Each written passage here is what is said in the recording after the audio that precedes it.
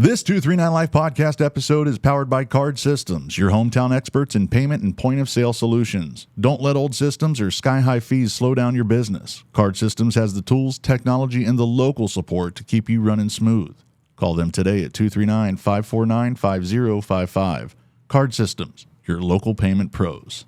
All right, guys. Hey, thanks for checking out the 239 Life podcast, coming to you from here in sunny Southwest Florida. We got our Red Hot Frank in the house today. I like that name. How'd you get that name? So here's the deal with Red Hot Frank. About 6 years ago, I scrubbed from all social media. Okay. And I decided, there was too much of what I felt was people just resharing unoriginal things and just, I don't want to hear your political opinions. Right. Oh, yeah. On Facebook and whatnot.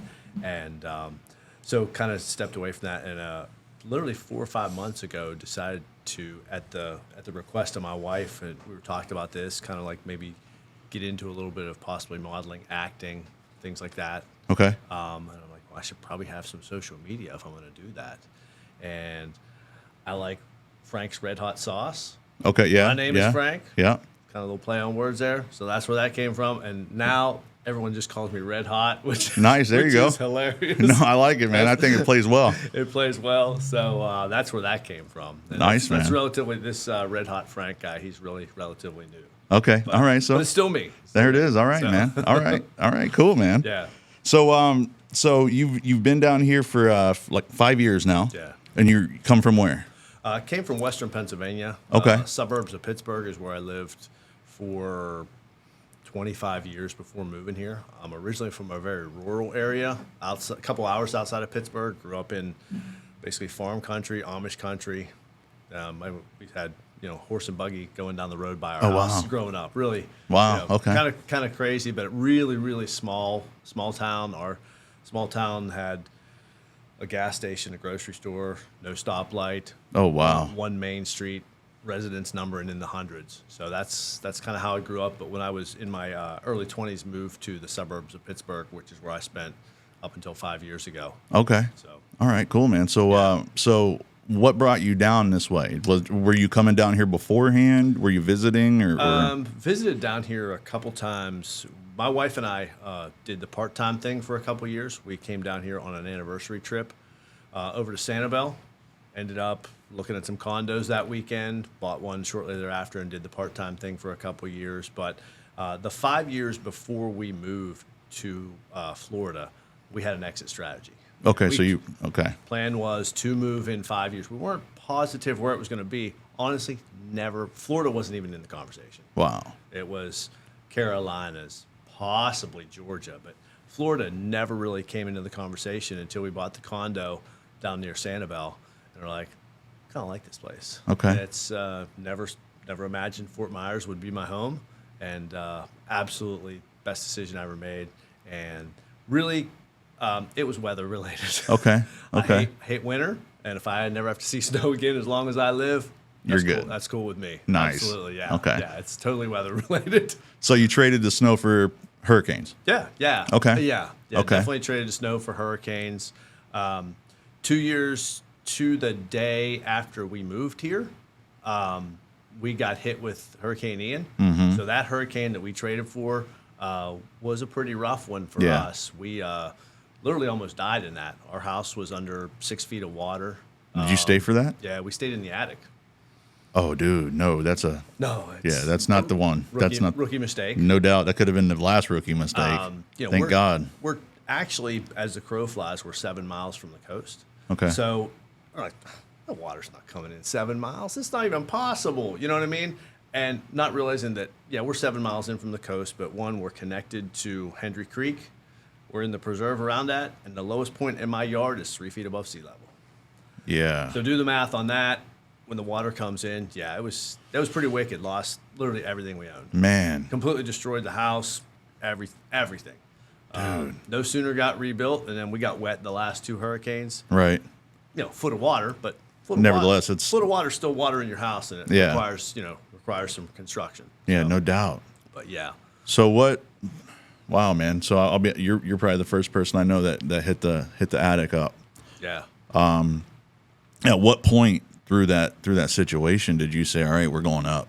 Good story. So as the water starts coming in, getting text messages when phones are still working, and my neighbor says, "Come to our house." His house, a couple 100 feet from mine, but he's 9 feet higher. And he's like, I'm like, no, we'll be fine. We'll be fine. The water, again, we've had a lot of rain here, and the house doesn't flood. We noticed then our swimming pool disappears. Oof. And then I'm like, oh gosh, we better start thinking fast because the water came up really fast. And he's texting me, come on over. I'm like, okay, yeah, we're going to have to get some stuff together. And I get my wife, and now water is in the house knee high. And then outside, of course, it's a few feet higher.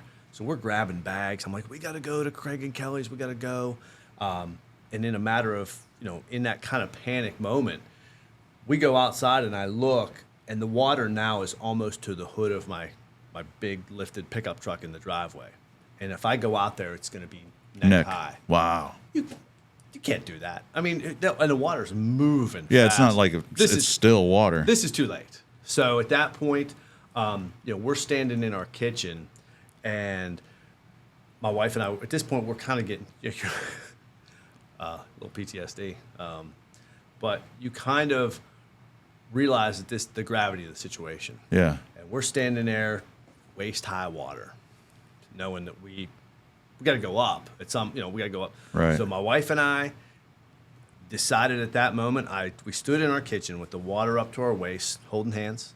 And I looked at her, and she looked at me, and we started praying. We're like, we prayed the fear out of our bodies, man. And from that moment, Really? I'm like, we weren't scared. And I said to her, today's not my day to die. So we're going up in the attic. And so we spent a very cold, windy, lonely, scary night in the attic.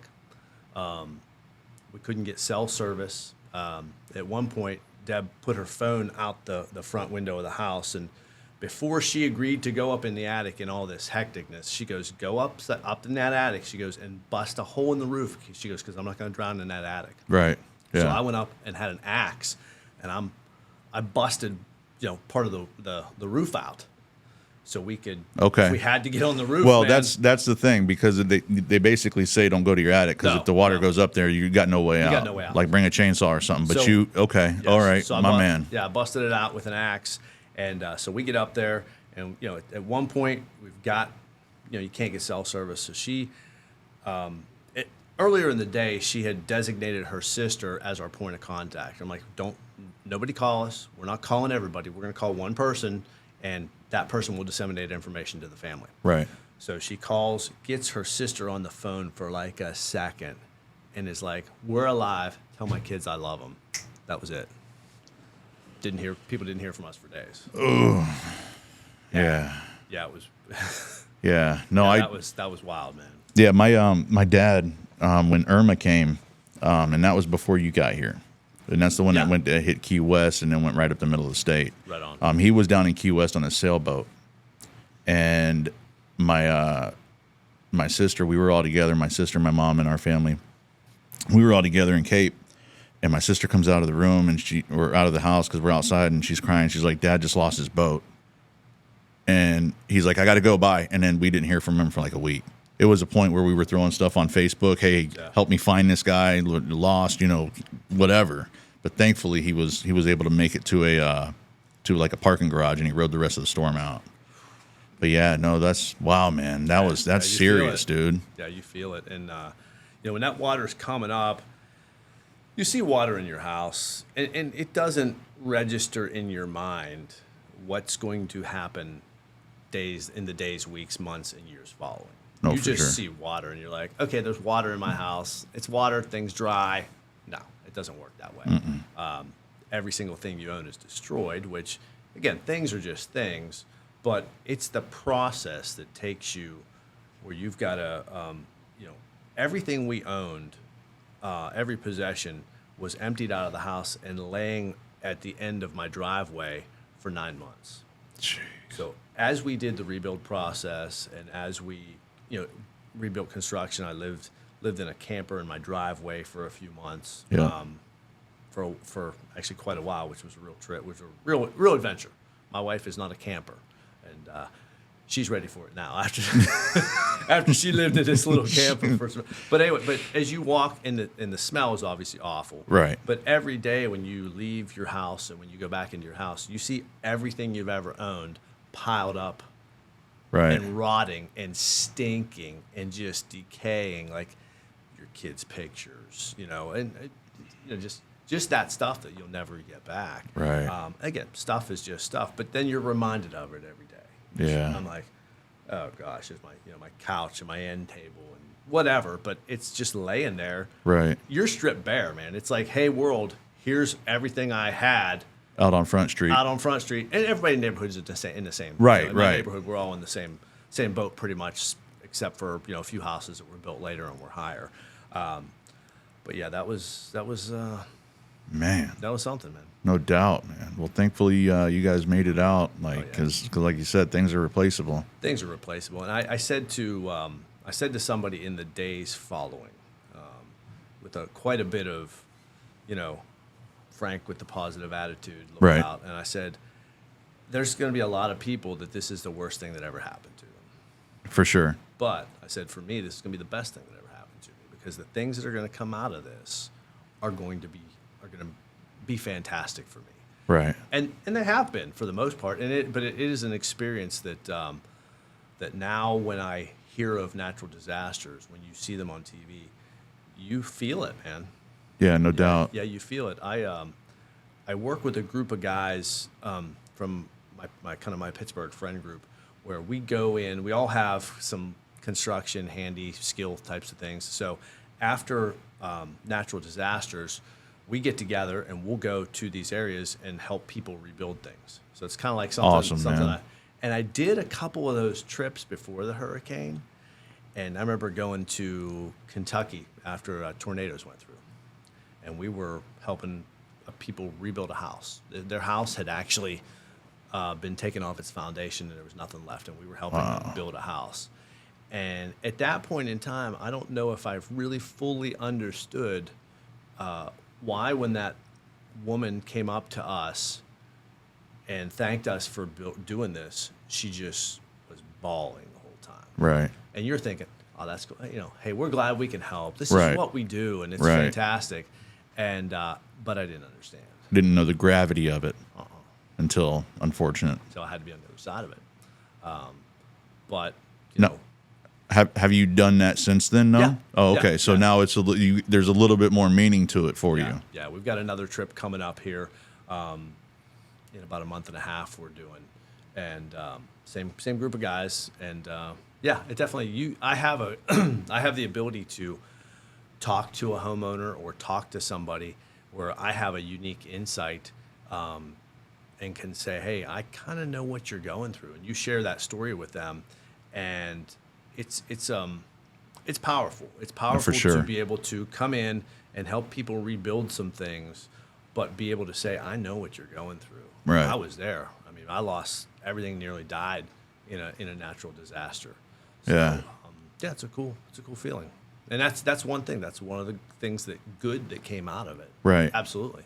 Wow. And other things, not so serious, but when we bought our house, we're like, man, we really want to get a new kitchen in here. Got a new kitchen. You did. Not the way I wanted to Probably, do it. I was going to say, not the steps you wanted to take. Hey, beautiful. Yeah, I got a beautiful kitchen now. But but yeah, it was quite an interesting experience. But again, I think it turned out to be one of the best things that ever happened to me. Gotcha. So Well, that's a great way to turn it around. have You to. know, positive. Absolutely. For sure. Yeah. No doubt, man. No question. So tell me about your construction background. So my construction background, I worked in, when we do these projects, it's always, I guess carpentry related. Right. None of my construction background's in carpentry. I just have owned a couple old houses. I have to fix stuff. But in construction, I worked in the natural gas pipeline industry. So we built pipelines. So I was in Okay. that type of construction. So I did that for a good long time. I was actually a pipeline welder, which is an incredible. I love doing that. Yeah. That was one of the most fun things I ever did in my life. It's terribly hard work. Labor intensive. Labor intensive, Yeah. skill intensive, but it's a way that a guy that is willing to work hard and develop a skill can make a boatload of money. Yeah. But you got to be willing to also travel and be away from your family most of the time. I was going to say that's not like a local. trade-off. It's not a local thing. Hey, honey, I'll be back at 5 for dinner kind of thing. No, I was blessed in that the area I lived in, Western Pennsylvania, was part of a real hotbed of activity in that industry for the last 20 some years. So I did quite a few times on projects. I got to drive into work and drive home at night. Okay. Which was not the norm for most of the guys I worked with. Most of them were all coming in from out of town. But I did my fair share of traveling as well. Sure. But I started, that was my construction background. It was all metal like stuff. We made things out of metal. We did metal Nice. pipelines. My dad and I used to own a metal shop where we built components for natural gas pipelines and did general welding work, repairs, things like that. So that was the way I got into that. And then when I left that industry, I had been working for almost 10 years in a supervisory role. So where if you're a gas company, you say, hey, we're going to go put a pipeline in. So we hire a contractor, and this contractor comes and says, hey, we're going to put the pipeline in for your company. You as a gas company don't have the employees, or you don't maintain a staff of people to oversee those contractors. So you hire people like me who come in and make sure that your contractor you're hiring to do the building is doing everything to your standard. Gotcha. So that is the job I did last in the pipeline, and that was absolutely the most fun I ever had in my life. I couldn't believe they paid me to do that. Nice. We would work most projects with a tight group of 5-6 guys that all had different skill sets. Like I would oversee, most times I would oversee the welding on the project. Someone else would oversee the land, the dirt work. Someone else would oversee the quality control. And then sometimes I would be in charge of the entire team of guys. And we would just say to ourselves, we have a particular set of skills that most people didn't have that gave us the opportunity to fit into a really niche job. Mm-hmm. And because of that, you get paid extremely well. Right, yeah. Because no one else, not many people, have that particular set of skills and can put it all into a package and still maintain that I'm a professional. I'm working with a professional organization, engineers and things like that. So that was some of the most fun I ever had in my life doing that work. It just, there's none of it, I won't say there's none of it, but it doesn't really exist in Florida. And I've moved here so I could enjoy Florida, and I don't want to travel. Gotcha. So that was kind of my retirement from that industry. Gotcha. Okay. I still miss it. I'll be honest with No, you. I bet. There's days I miss it. I still talk to some of the guys I used to work with, and they'll send me pictures from the job sites, and it's muddy, it's dirty. They're out there at 12:30 in the morning because something ran over, and they have to stay all night because there's certain particular parts of that job that sometimes when the companies shut down gas flow, something has to be done before they can turn it on. And something always happens. Right. Oh, of course. It's raining or something like this, and they're out there in mud up to their waist doing this. And I look at that, and some days I miss it. And then, meanwhile, I'm sitting by my pool. I'm watching this. I'm like, oh yeah, that sucks. Sorry, Aaron. I'm really sorry that's happening to you. I need another beer. Cashing those big paychecks at the end of the week is nice, but Oh, so, that's funny. Yeah, for sure. That's cool, man. But that was kind of my construction background. Right. We've done structural steel and power plant construction and things like that. Gotcha. But the stuff I do where I volunteer my skills is none of that's really related. But that's stuff I've just picked up by being a guy that is interested in learning how to build things. Yeah, no doubt. And fixing your own stuff at home. Fix your own stuff. Yeah. Do different stuff. Yeah, you want to learn how to do that, buy an old house. Yeah. Absolutely. Yeah, no doubt. I've learned how to do stuff on my house, and it's not really old, but I've learned how to do stuff. But you still have to do stuff, and especially as a young man, when I was in my 20s, I couldn't pay people to do those things. Right. Yeah. And it was kind of like initiation by fire. You're like, are you gonna put new tile in your bathroom floor, or are you gonna leave it, in this awful condition because you can't pay anybody to do it? I'm like, well, I guess I better learn. Yeah. So that's what I did. And that's cool though, man, because now it's like that tile breaks, you know how to fix it. Mm-hmm. I've got a very a lot of experience doing a lot of different things, which I think is makes me, we'll say it's well-rounded. But as I get a little older, I realize that I have these different skill sets and these different bits of knowledge that come in handy here and there. Yeah, for sure. For sure. For one reason or another. Yeah, no doubt. Yeah. Absolutely, man. Well, that's cool. But that's kind of the construction end. Yeah, of the no background. worry. Yeah, So, cool. So what do you guys what do you guys like to do here in the 239 whenever you're just hanging out? well, my spare time, we like to go. We moved here because there's beaches. Right. So when my wife Deb and I are doing something, we always try to find something to do near the water. Okay. I mean, just something simple. Like 2 nights ago, like, let's take the dogs for a walk. You take the dogs down to Fort Myers Beach, and sometimes as a kid who grew up in Western Pennsylvania, Pittsburgh winters, you go on vacation one time a year to the beach, to the shore, and I'm like, almost can't believe it sometimes that I can just jump in my car in 15 minutes. I can take my dogs for a walk on the beach. Yeah. And be like, all the other people down here are on vacation. I'm like, it's my life. That's It's it. just what I do. No, for sure. And I love doing that.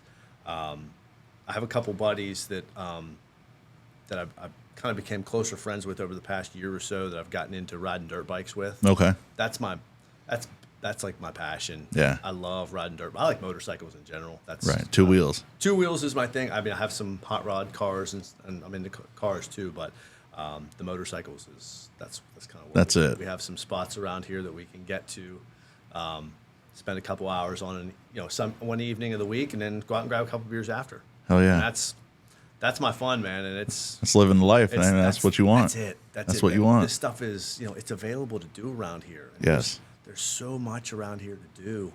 You just, as a person moving here, not being from here, what helped me was meeting up with a couple guys one guy in my neighborhood in particular, who's been here a long time, grew up around here. Yeah. And that's how you find out the cool stuff to do. You Yeah, gotta talk to locals. Yeah, absolutely. Because up until even a couple years ago, we're still like acting like tourists. Yeah. Because we don't know. You know what I mean? Right. We didn't grow up around here. So we're still kind of in the tourist mentality that we're going to the restaurants where all the tourists go to. Right. Which is fine. Nothing Yeah, wrong nothing with that. wrong with that, but you don't know like the hole in the walls that are having some awesome stuff. Exactly. Yeah. Exactly. So that's the thing that, find a good restaurant that nobody knows about. Not nobody knows about, but like none of the tourists know there's about. not be a tourist in it because it's not near the water. Right. You know what I Exactly. mean?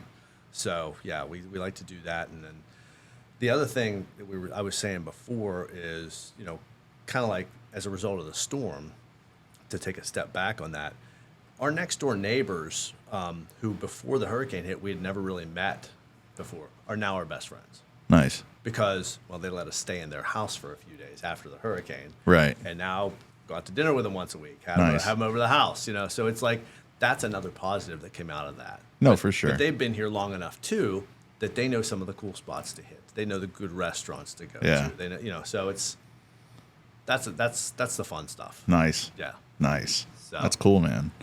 So tell me about the tap truck, man. That's cool, man. I kind of like that. I mean, because you go to events and stuff like that, and you see the big like Budweiser truck or something, and they got the taps on the side. But Yeah. I mean, you got yourself a little, just a little truck set up. What do you got? yeah. Like 4 or 5 taps on it? 5 taps on 5 it. taps on it. So the tap truck story is an interesting one. So in 2016 in San Diego, 2 young guys came up with this. 2 young guys who like to drink beer and are into old trucks decided to combine the idea and came up with this concept of a tap truck using classic trucks. Okay. You know what I mean? It's like, there's mobile bars out there. Right, We have yeah. There's a number of people that also do like mobile bartending services. Yeah. Some people you see sometimes have a little trailer, and some people just have their own setup they bring. But the concept of using these classic trucks was something that they kind of took it and started running with it. Right. And one day in 2022, I'm sitting in the house, scrolling TikTok, just looking, you're wasting time scrolling. And I see a TikTok, and I'm like, what is this? And it was, Tap Truck San Diego or whatever. And these guys are like, they have these old trucks, and they're serving beer, and they look like they're having a great time. And I'm like, what is this? Yeah. So, you're look at more TikToks. Boom. I'm like, okay, go to the Instagram page. You go, okay, this it keeps happening. Like, all this cool stuff. And then you go to the company website, Tap Truck USA, and you're like, you look down, you're like, become an owner. I'm like, become an owner. I'm in my office in the front of the house, and I run to the back of the house where Deb is working in her office. Right. And I'm like, stop what you're doing. I'm like, old trucks and beer. I'm like, you got to look at this. I'm like, we have to do this. And she's like, what are you talking about? Like, basically, is this another one of Frank's harebrained schemes? But I'm like, we got to find out a little bit more about this. So it's everybody who does this. I pay a small fee to use the Tap Truck name. It's not a franchise. I just license the name, and I can do whatever I want. The only really caveat is you have to use a classic truck.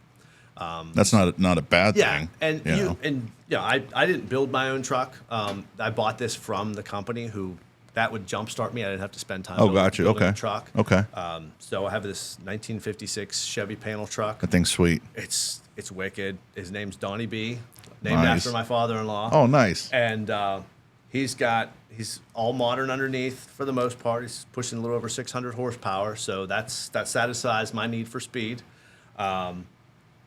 It's a blast. So in April, May of 2022, he got delivered. So started the marketing campaign to get this thing up and rolling. And then September, we got hit by the hurricane, and truck goes under 5 feet of water, shuts us down for months. It's kind of slowed our start down. Oh. But anyways, it's been a wild ride. I bet. It's this time of year it's slower. Sure. Because we can only do events where we're outside. Right. I can't go to a venue and pull the truck inside. So this time of year it's hot. No doubt. It's not common for me to be very busy in the heat of summer. So we're doing events here and there. I did an event with Marine Max and Lamborghini of Naples 2 weeks ago. Oh, Big Nick. Which was cool. Very cool event. Yeah, man. And we've got some other stuff coming up here. We do mainly what we're doing is weddings, corporate events. Sure. Do graduation parties. I love doing golf. Golf outings are so fun. Yeah, no doubt. We take the truck a lot of times out on the golf course. We'll position it somewhere wherever the club wants, either clubhouse or out on the course. And those are super fun events because I normally never have to serve more than 4 people at a time. There's never a rush at the bar. Right. Yeah, especially if you're out on the course. Yeah, you're out on the course. Last Friday's event, we had 350 people. So, the line for the drinks sometimes gets long. We hustle pretty good, but the golf events they're a blast. Just nice. Sit out there, talk to the golfers when they come through. And the whole thing with what we do is, it's a cool concept. The old truck and the beer and, do cocktails on tap or whatever. It's a cool concept, but what we bring is we bring the personalities that we bring with this business, myself, my wife, and the couple bartenders that we have. I've done events where we did a birthday party one time at a private residence. The wife wanted to plan 50th birthday party for her husband. It was a little bit of a travel distance for us to go. And they're like, you guys want to stay the night? We love you guys. Just come, just stay all night and party with us. I'm like, that's awesome. I'm like, no, I have to drive home. But every time we do an event, we make friends. Mm-hmm. And I love doing weddings. I do a wedding, and then 3 months later, I'm doing another wedding. And they're like, oh, yeah, we attended the other wedding. And we thought what you guys do is so cool and had so much fun with you. Nice. So it's a trip. And we like to say that we totally, since we're mobile, we bring the party to you. Yeah, no doubt. And it's the most fun. It's literally the most fun I've ever had. I can't believe we get paid to do it. But I get to go to events. I get to go to parties all the time. My job is to go party with people. Yeah, no doubt. And that's fantastic. And get paid for it. And get paid for it. I mean, that's kind of like your welding stuff, man. Whenever you were out there saying, like, how am I getting paid to do this stuff? I can't believe I get paid to do this. That's awesome, man. But it's fun. Yeah, the tap truck is it's a blast, and it's been steadily the last few years. It keeps building. It keeps building on itself. I've got clients that we do an event for them every year, and then I remember the first time I got a client to call me back for a repeat. Oh, nice. I was like, I got off the phone, I run in, I'm like, Deb, we got a repeat customer. That's Like awesome. we had, we did their chili cook-off last year, and they want us back this year. Well, yeah, they've had us back 3 times for chili cook-offs now, and then we've done events for other people, and we're like, oh yeah, I've done 5 events for them. So, instead of getting a one and done, You're getting the you got one this and then more corporate from them same people. The corporate business. If you do a good job, Oh, yeah. it's really important to me. Anytime I do any type of event with somebody, is to maintain a super high degree of professionalism and also communication, because Dude, that's the biggest thing. you can mess things up. Not that I want to do it, but if you can communicate about things, nobody cares. If there's a hiccup, open communication, honesty, and then you under promise and over deliver. That's like basic tenets of business. Under promise, over delivery, be timely. With Communicate. everything. Communicate with people. Absolutely. And if you make a mistake, Own it. own it. Own Yeah. it. Because they'll appreciate Yeah. you so much more for that. Yeah. You know? Yeah, early in the tap truck deal, we had a wedding to do, and there was a whole crazy amount of circumstances. I think it was our first event back after the hurricane, and we're doing cocktails, we're doing some beer on tap, and us being real rookies at this didn't realize. We get to the event and they have a half barrel of Heineken. Super, that's awesome. I get out my tap system. The coupler that you use for Heineken is different than domestic beers. Of course it is. I didn't know that. Couldn't pour the beer that they had.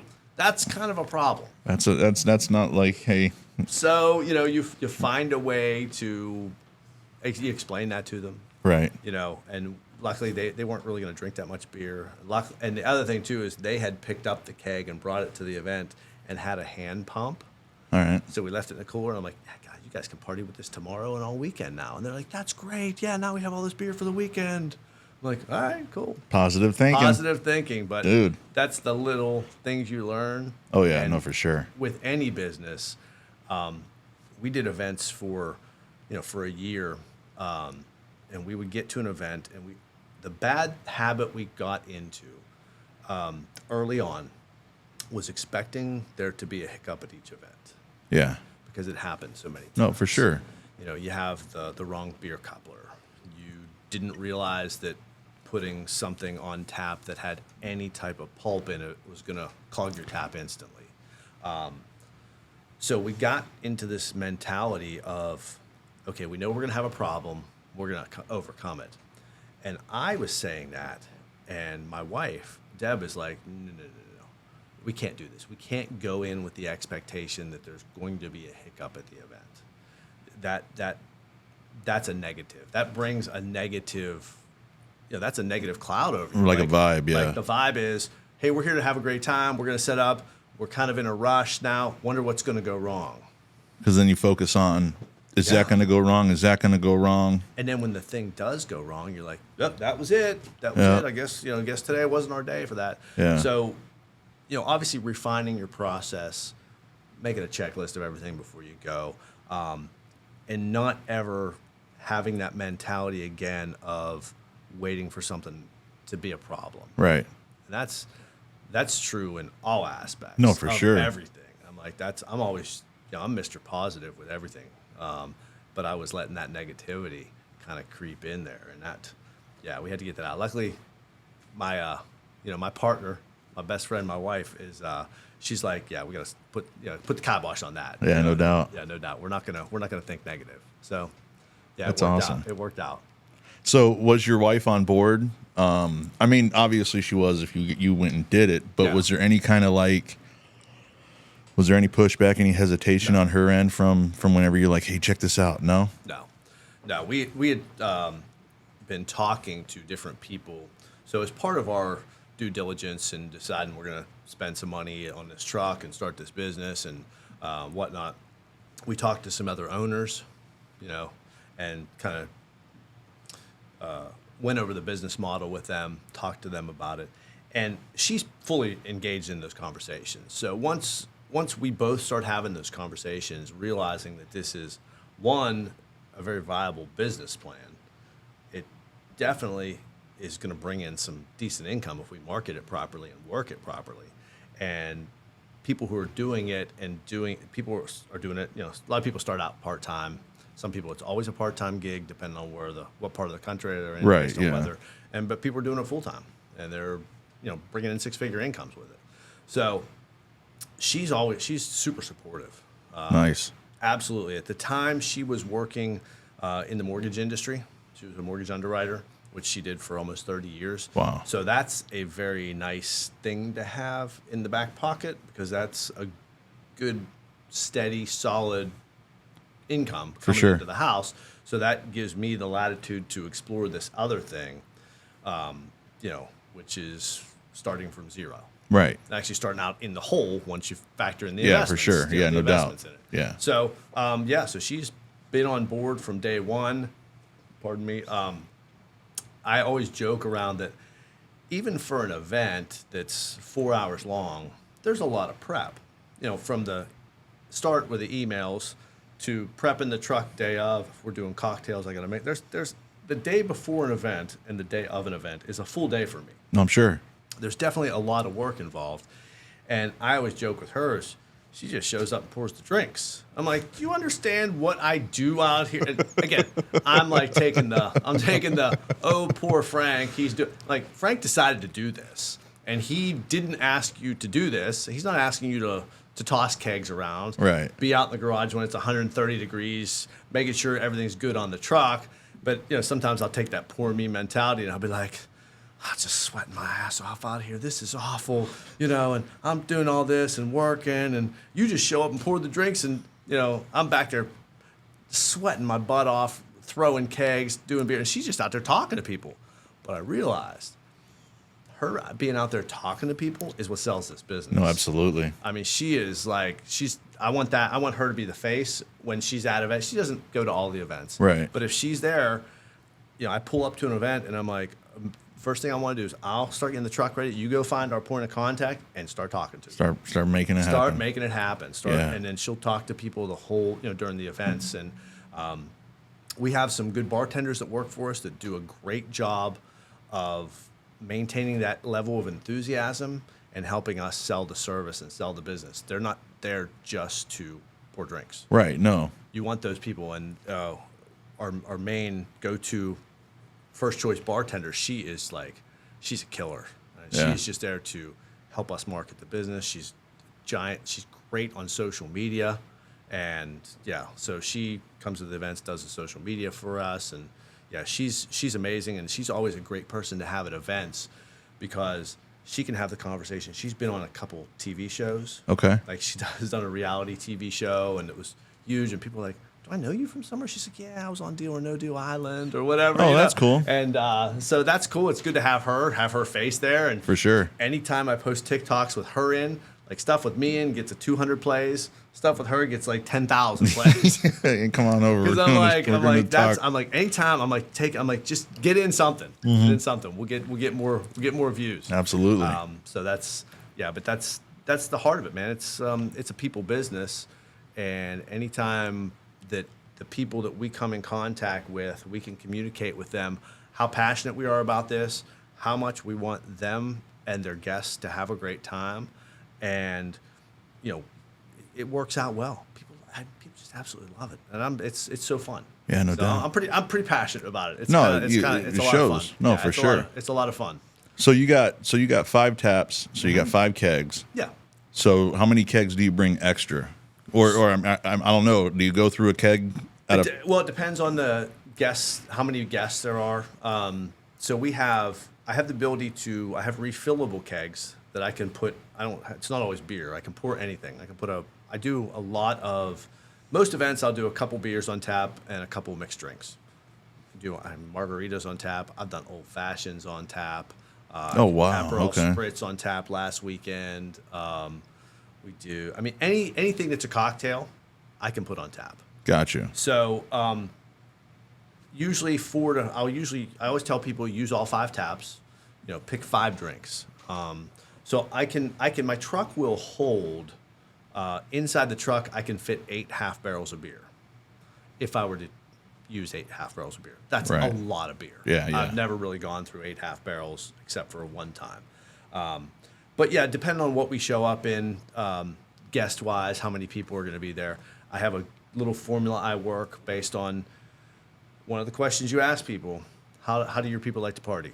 Yeah. Do your guests, are they just laid back, or is this a group of firemen? Are these construction workers? Right. Because that will determine the consumption rate. For sure. And then how many hours are we doing this? And you figure, based on average consumption, I know pretty much exactly how much alcohol that a party's going to need. Gotcha. One time we did a Christmas party for a construction company. And it was, their annual Christmas party. I don't know, 150 people, 200 people maybe it was. I can't remember. And so during the booking process, I'm saying, how many people are we going to have at the party? And he says, say it's 200. So 200 people at the party to me means 100 construction workers and their girlfriends and wives. Okay. They're plus ones. They're plus ones. Right. So when you got a couple doesn't drink as much because somebody's driving. Right. Usually women don't drink as much as men. So you figure that out. We get to the event and Frank did not ask the proper questions. Oh. This wasn't employees and spouses. This was 220-something-year-old construction workers, and they came to party. They came to drink beer. They came to drink beer, and they had a bus to drive them back. Oh, wow. So they were covered. This is the perfect storm. And so we planned. We did pretty well. At one point, the owner comes up to me, and he says, has anybody ever, drank the truck dry? And I go, no, nobody's ever drank the truck dry. I said, I could run out of something, but nobody has ever drank the truck dry. Right. He immediately gets on the PA system and issues a challenge to his employees. Oh, my God. He's like, the tap truck has never run out of beer before. Not today. Not today. So we had the guy my bartender that was working with me. We had one guy we had an open tap. We just had a tap open, and the other guy just kept feeding them cups. And at 9 p.m. when the event ended, the last pint of beer came out of that truck, and it was completely empty. So I like to say we didn't run out, but it was dry when we left. Wow. And so I learned that Challenge accepted. Challenge accepted. I learned that if you know your customer, next time a construction company books a party, ask if the spouses are coming, or is this just 220 something guys that they can pound. I mean, they can pound beer. But it was a blast, and that company's everybody's so fantastic. Yeah. And I ended up a couple weeks later doing another event for a friend of that owner. There you go. So I mean, the referrals is pretty much you write your own referrals at that point. Mm-hmm. For sure. Yeah, it's that's where I would say at this point we're 75% referral based. I still get people who, how'd you find me? I Googled you. I Googled bartender. And a Google search will find me. Yeah. Which is really cool because I honestly haven't worked that hard at that like you probably should. Right. Getting on Google. The SEO and stuff like that, yeah. Yeah. I mean, our website is optimized, Right. But it's like I didn't realize that it did work out that well. But still 75, 80% of it is referrals. Nice. That's people, the social media aspect of it, I'm trying to keep the social media going, posting regularly with that. That's great for people who already know about us to keep us but then in front of them, and then they can tell. That makes it more likely that they're going to tell somebody about it. Right. We're not getting social media is not bringing people to me. Got you. You're not getting booked through social media. I'm not getting booked through social media for the most part. Social media is the people who follow me talking about it with other people, and that's happened too. So and so follows you because they went to an event. Right. Yeah. So my sister needs a bartender. Oh, I went to an event with Tap Truck, and great. Here, what's Tap Truck? Oh, here, let me show you what they're about. And that's what's nice is me personally, even if I'm meeting people out and about, people are asking what you do. Mobile bartending business. What do you mean? I'm like, oh, check this out. And you pull up the Instagram and you're like, that. And they're like, whoa, wait a minute. That's what you do. I'm like, yeah, that's pretty cool, isn't it? Yeah, you should have us at your party. You know what I mean? So But yeah, that's the end of the social media that is good, and I'm trying to always keep in mind, me personally, with social media, is that it is, for me, it's a tool. Right. It's not my personal life. Right. Not that I have anything against that. It's just my personal life is not anything I'm interested in putting on social media. Right. Or everything, if I want to put something on social media, whether it be for the business or for me personally, it's about building the business or building the brand. Right. No, for sure. It's not like, this is where I went to dinner, look at me. Right. Look at me. Look at me. Right. No, for sure. But with, again, what I'm trying to branch out into something else now with, as you alluded to, the Red Hot Frank guy, that's the acting and modeling thing. And if I'm going to post something on that, I want that to be helping to further that thing. That particular thing. For sure. I don't, and I'm old enough that I'm not a social media guru at all, but I'm trying to learn. I'm trying to say that if I'm going to put something on there, am I using the right hashtags? Am I tagging the right people? Is this going to further my brand? Right. I'm still, that's a work in progress for me. It's, for myself too, because it's funny when it's almost like you finally get something and then they changed it up a little bit. For sure. Because on TikTok, I know that before, I guess recently, I don't know, they're not I can't use more than 5 hashtags on TikTok whenever I used to be able to use more. Really? I don't know. Maybe it's, again, I don't know. It just says don't use more than 5. I'll try to put more than 5 in sometimes. But again, you don't want to overdo stuff. But it's crazy because if you actually look and like Google hashtags and what should I use, Instagram says use this many on Facebook, and they're not the same. Use this many on TikTok. It's not the same. YouTube, the whole thing. Oh yeah. So it's like, it seems like it's always changing. If once you master the algorithm, that's where the growth happens. Yeah, no, for sure. Yeah, you've got to, and I'm very weak at that. I'm not a master of that. I'm just throwing some hashtags in there. That the last thing I posted got, 5,000 views. Okay, I guess those hashtags worked. Is that what happened? Right, and that's the thing. Or did you post it at a certain time of the day that it was in front of more people? Right. It's. Or did somebody just like the old truck with the girl dancing in front of it? Right. Do you know what I mean? Like. That's probably it. That's probably it. But it's like, what's the difference? And it's trying to find that. And I was talking to my daughter the other day, who knows a lot about social media. Obviously, she's in her 20s, so she knows that, and she's got hundreds of thousands of followers on different platforms. And it's like, I'm like, I'm going to try to post stuff all the time. And she's like, yeah, you got to post multiple things every day. Yeah. I'm like, that sounds like another job. I was going to say, it sounds like another bit of work. It is. It sounds like another bit of work. And it's like, okay. And it was like 2 weeks ago, and I said to her, I'm like, I'm going to do this for 7 days. I'm going to post something every day on each page. I think I did it like 3 days. And I was like, the next day, I'm like, it was 4 o'clock in the afternoon. I'm like, oh my gosh, I don't have anything to post. What should I post? Right. So I'm going through, and I have enough content to post, but it's not easy. No, you got to go through it. You got to, create the caption and hopefully throw some good music to it. It's a real thing, man. No, it is. It's not nearly as easy for me because it doesn't come naturally. Right. But some of the people that do that have all those followers, which, again, I'm not interested in having 100,000 followers who like me. I'm not interested in having 100,000 followers that are interested in my brand, so that it brings me more business. No, for sure. Absolutely. I don't have any interest in being popular or famous. Right.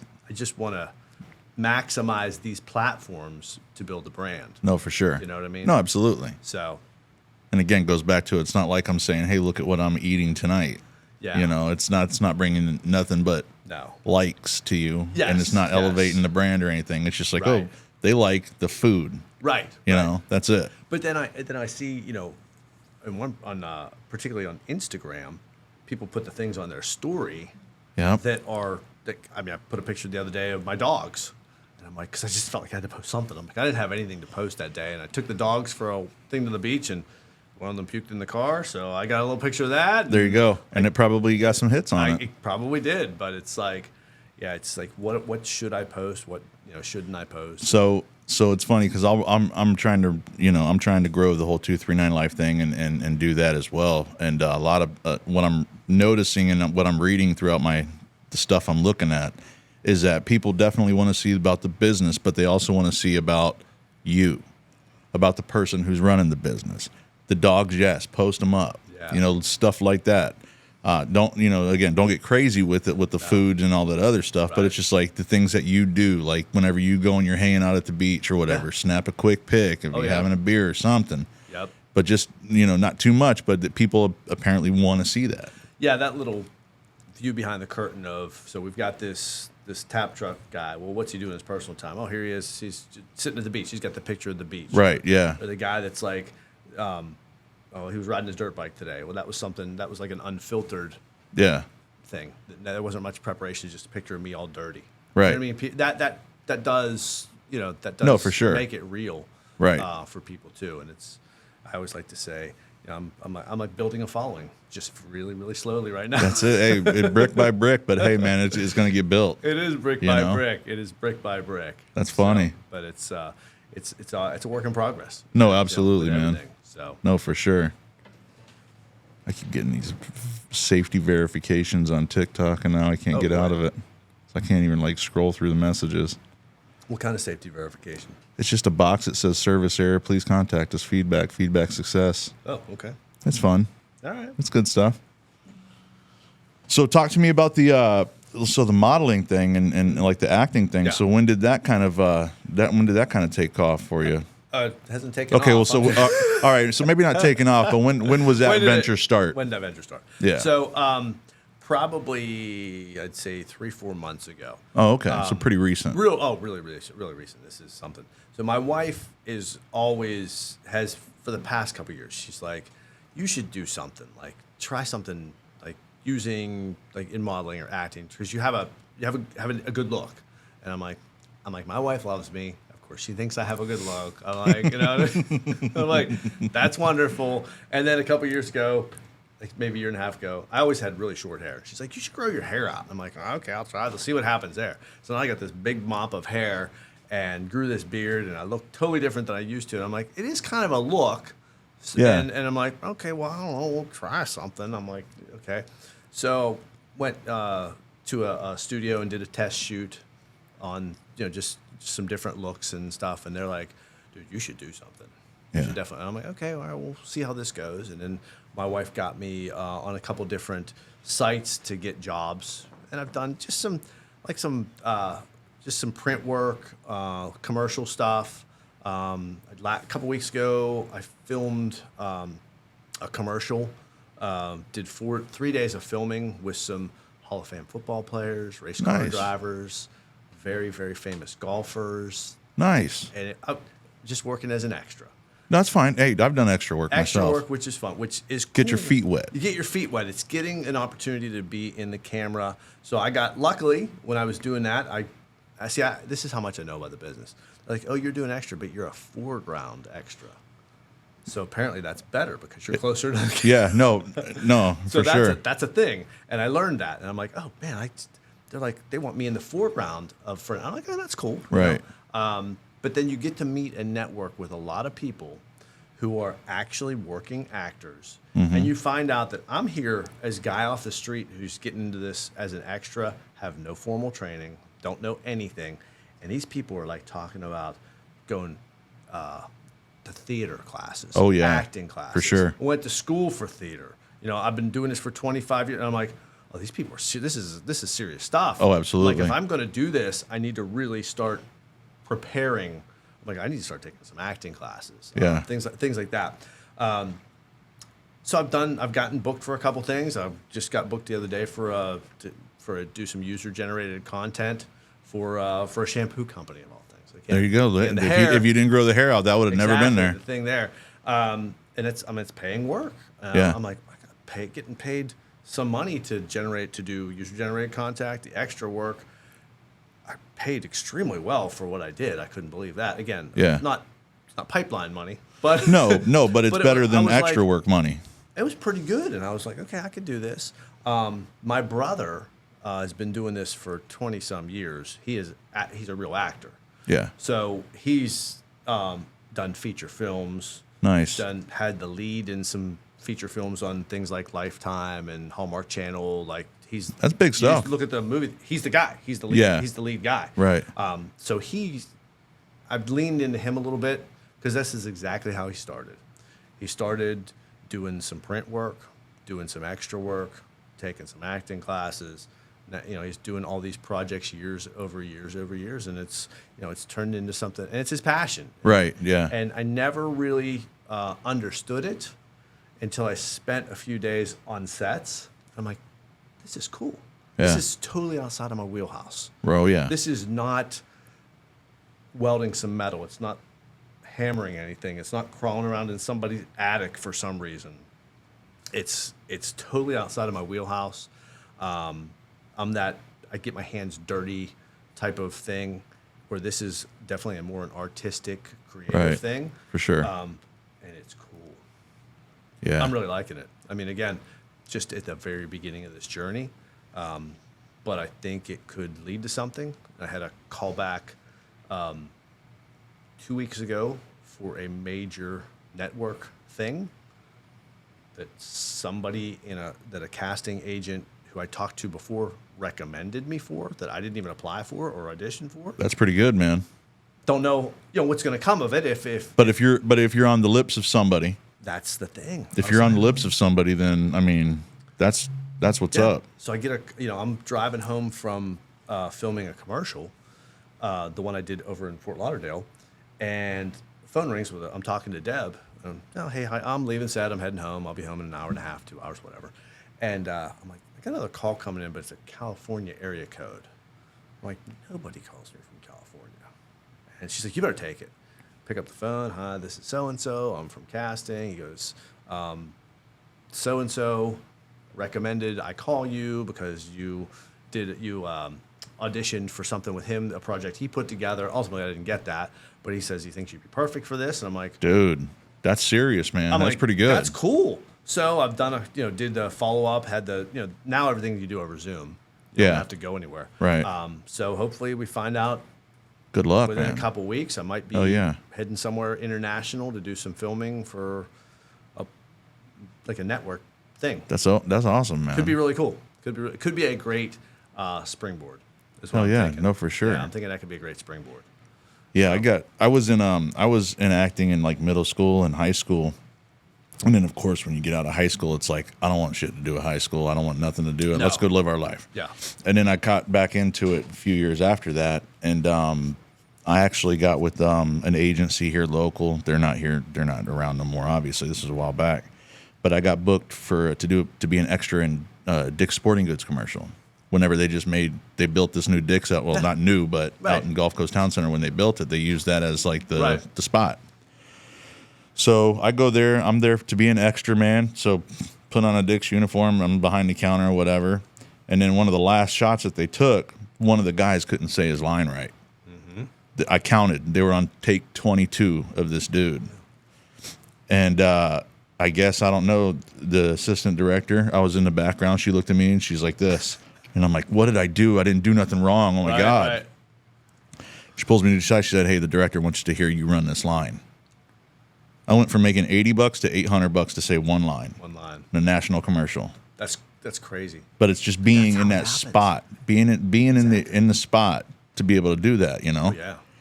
And then kind of like how you said the extra, they called it like a feature extra. Yeah, they're like, we want you up here.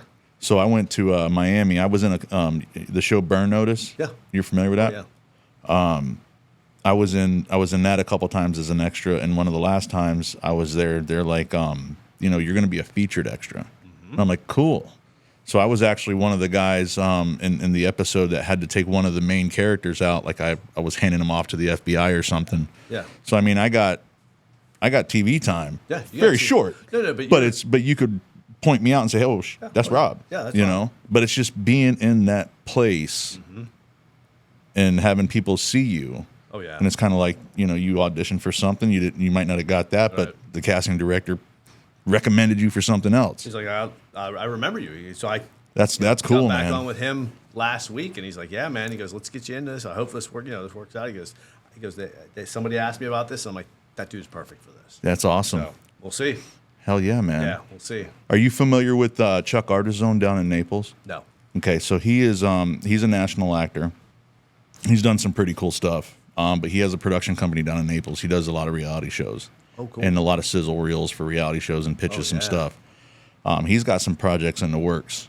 So I'm going to connect you two together. Oh, right on. He's got some stuff with like Kevin Spacey coming up, with Cuba Gooding Jr. coming up that they're doing some stuff with. So he stays in the mix. Oh, right on. That's all he does. Yeah. And then Aaron Jackson, who how old are you? 51? 50? 52. 52. Yeah. Okay, so Saved by the Bell. Of course. Did you ever remember California Dreams? It came on after. No. Okay, so it came on kind of after Saved by the Bell. Okay. And it was about. It was almost like a Saved by the Bell, but it was in Sharky's like surf shop. Okay. And they were a band. But one of the lead guys, one of the band members that was in that show, he lives here in town as well. Aaron Jackson, I believe he teaches at a school, theater at a school. Okay. But he's national. He's done a lot of cool stuff. That's cool. I'll connect you guys up too together. And what I'm finding is that even with making connections with people here locally and then even on the other coast, is that there is a lot of people that you wouldn't even think about that are in this business. Yeah. That are working, that are right in this area. Oh, dude, no, There's for a sure. lot. It's way more than you think. Oh, yeah. I had no idea that this business segment even existed in Florida, let alone local to us. Miami, Yeah. Fort Lauderdale. I mean, I'm thinking, I know obviously LA's big, New York's big, Atlanta's big. Right, no, for But sure. South Florida, there's plenty of stuff going on in South Florida. It's getting there. I know there's a battle for like them to bring tax credit to Florida to make it to where directors and filmmakers would make it advantageous to come down here and film. Which is why so much is filmed in Georgia. Correct. Because of the tax incentives. Yep. This 239 Life podcast episode is powered by Card Systems, your hometown experts in payment and point of sale solutions. Don't let old systems or sky-high fees slow down your business. Card Systems has the tools, technology, and the local support to keep you running smooth. Call them today at 239-549-5055. Card Systems, your local payment pros. But yeah, it's crazy, man. Shit, I was gonna say something. But yeah, so the guy who Step Brothers, Yeah. the dad, Yeah. Robert. Robert. He lives in Naples. No way. He lives down in Naples. Okay. A guy I used to work with, him and his wife seen him at a country club over there hanging out, and I guess they see him like Whole Foods and stuff like that as well. Okay. But he lives in Naples. Oh, that's funny. Yeah. Yeah. But I think Judge Judy lives in Naples too, doesn't she? Yeah. Yeah. Like yeah. There's a people. lot. No, for sure. Yeah, there's a lot of people in Naples. This is a great spot, man. This is it. You know, and like kind of whenever you said we're here, we're here living, and we're with people who are here on vacation. We live where people vacation. Yeah. You know, and it's crazy because a lot of people will come down here on vacation, and in years down the road, they're ending up moving down here. Of course. You know. Yeah, it's we found that when we ended up in Fort Myers. Well, I like to think was not an accident. There's definitely a reason we're here, and we're still discovering what that reason is. Gotcha. Do you know what I mean? Like, yeah. I feel like for some reason we ended up choosing South Florida, Fort Myers in particular. We've made some incredible connections while we're here, and that is the connections with people we're making personally and professionally. I think is why we're supposed to be here. Right. Do you know what I mean? Yeah, no, for sure. I believe 100% that we're here for a reason. And these connections I'm seeing, even with this new thing I'm starting, which was not even in my mind 4 months ago, and certainly not in my mind when I moved here to Florida. Right. Would have never thought, move to Fort Myers, and you might have some acting connections. Right. That wasn't even part on my radar. Right. But guess what? Now that I'm here, I'm seeing that, oh gosh, here's another thing. Another avenue that exists in my backyard. Yeah. Here in Fort Myers, Southwest Florida. Yeah. So there's a lot more happening here than people think. It's not just obviously great vacation spot. Oh, for sure. Awesome place to be. But there's a lot of things happening for us people who live here that you would never imagine. No, for sure. You wouldn't think about it. And I'm born and raised here, so I mean, I've watched this place just absolutely explode. Oh my gosh. You know, and back in the day, yeah, there wasn't a lot to do, but I mean, it's, you know, I think a lot that had to do with Florida blowing up a lot over the recent few years and over 5 years is COVID. Oh yeah. You know, we had probably the least resistance down here as opposed to up north. Well, you know, my personal experience, obviously living up north at Right. that time, we lived in Pennsylvania, which was really pretty tight with things. They were super, we'll just say, strict and tight with things. Yeah. In general. And at that time, we had a condo here. So it was like my wife, she was like, I can't take it. She goes, I'm just going to Florida. I'm like, well, she's like, I'll see you in the spring. I'm like, She was gonna leave you. so it was like after Thanksgiving, she's like, see you in the spring. And I'm like, I guess I'll come visit you. You know what I mean? So, but I did. I luckily at that point, the job I was working on, every few weeks, I'd come down for a long weekend. Nice. But it was like, that was part of the thing coming down here. Yeah. Is to escape that, especially we moved right during COVID. Oh yeah. We bought our house during COVID, but I also had the condo during COVID.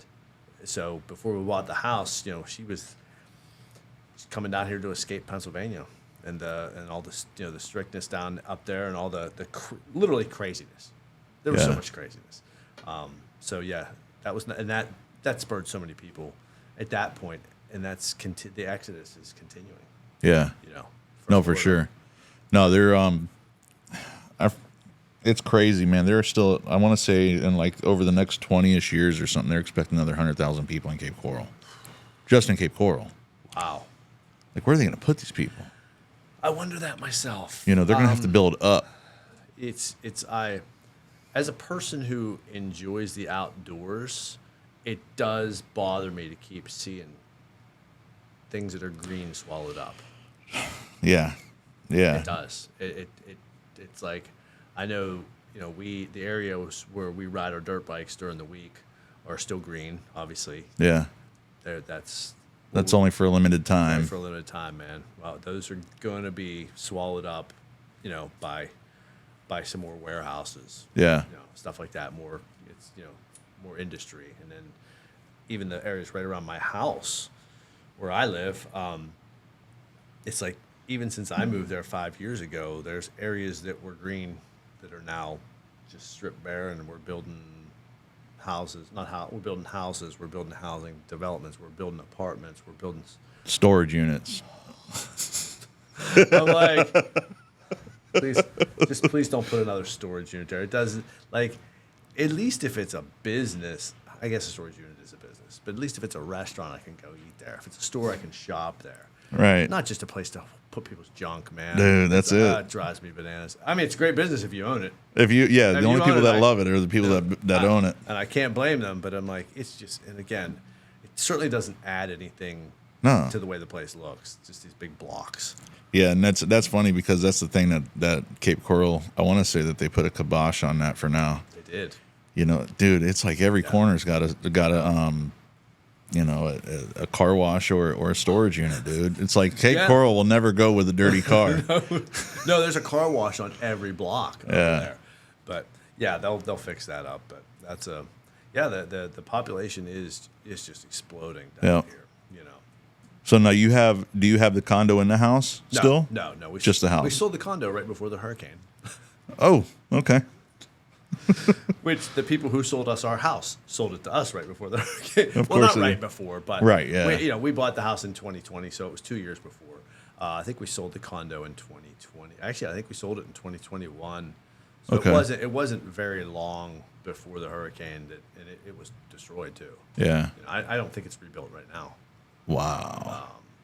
I don't think so. I haven't been down there recently, but I think as of 6-8 months ago, it was still not completely rebuilt. Wow. So are you still live on Sanibel? No. Oh, okay. No. We're here right here in Fort Myers. Oh, okay. Yeah. We're South Fort Myers. We're in a really cool housing plan. It's an older plan down off of Gladiolus, but we have large parcels, which is nice. super incredible. I mean, nobody has that lives right here has 3 acres. Oh no, God no. Yeah, like we have. No, you got house on house on house. Yeah, our neighborhood is all large parcels. And again, it's older, flooded. That's the downside, but the upside is, like I have a lot of land. Nice. For where I live. That's awesome. Being, 6 miles inland from the beach, Right. got a few acres. Yeah, that's crazy. awesome. Yeah. Yeah, you got to go out to like Buckingham and Exactly. Alva and stuff like that for that. Yeah. North Fort Myers. Yeah. So now we've got, and on those 3 acres, now we have chickens and ducks and A little farm out a there. little farm out there. Deb is, she's the neighborhood chicken lady now. Red Hot God. Frank Farm. Red Hot Frank's farm. I think we have 30 birds now. Gee. That's crazy. Yeah, but you get some eggs though. Yeah, most times you do. Yeah. They're literally on strike right now. Oh. I think the heat. Yeah, no doubt. And I'm getting like 2-3 eggs a day. Some of the chickens are real young, so they have to come up. Right, In fact, yeah. We got 6 chickens yesterday that came in the mail. This is insane. So my neighbor, her daughter, said something last week like, "Oh, I'm mailing Debbie some chickens." And we laughed. It's a joke, right? She's not mailing you chickens.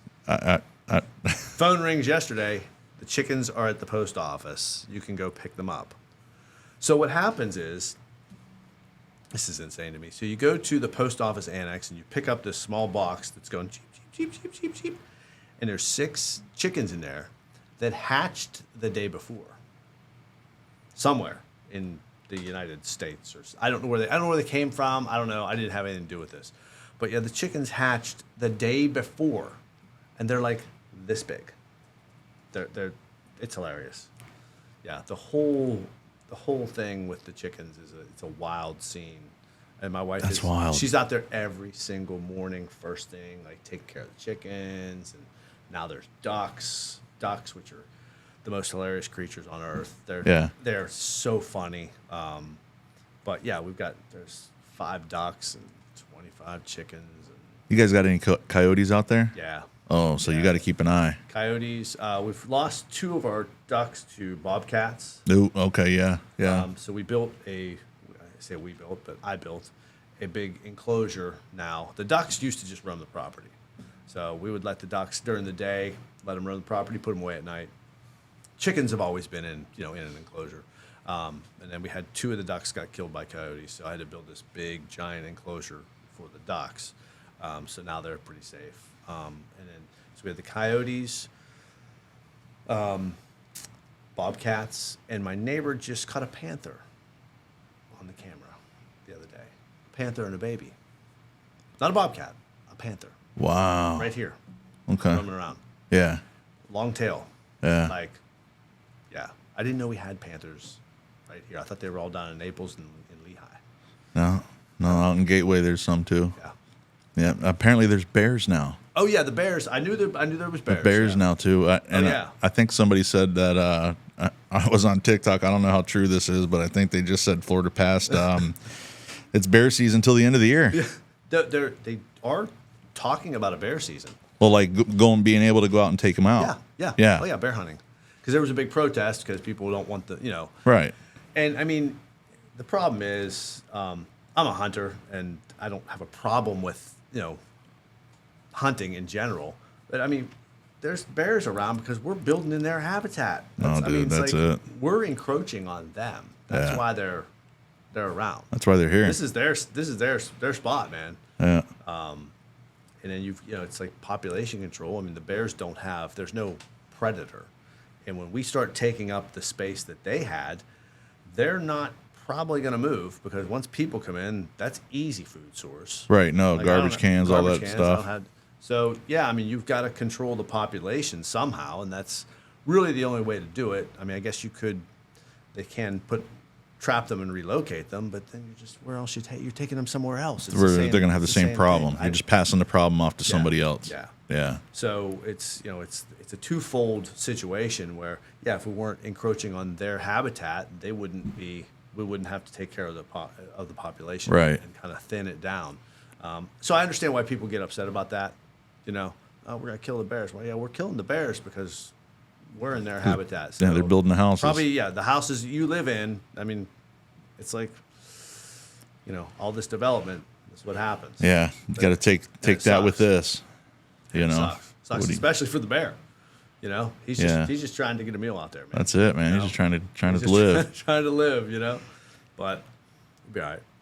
Yeah, it's we'll go on walks at night at the house, and we got these big owls, these great horned owls. Oh yeah. And it's like we only have a few lots that have the big pine trees on them, and once those are gone, yeah, they ain't gonna be landing anywhere. They're just gonna keep flying and then be gone. Yeah, you know. And we have actually, it's cool, man, because over the past few years, I've been seeing a lot more bald eagles out there too. Yeah, you know, and those were once on the endangered list. Oh yeah. And then now they're everywhere, and I love that. That's the other thing with where we live here, that you don't. If you're into wildlife, if you appreciate that stuff, Oh yeah, it's like there's so much. there is. I've got so many crazy different species of animals that I never would have seen in my life. I mean, I've got iguanas, Yeah, alligators, osprey, eagles, bobcats, now panthers, coyotes, bears.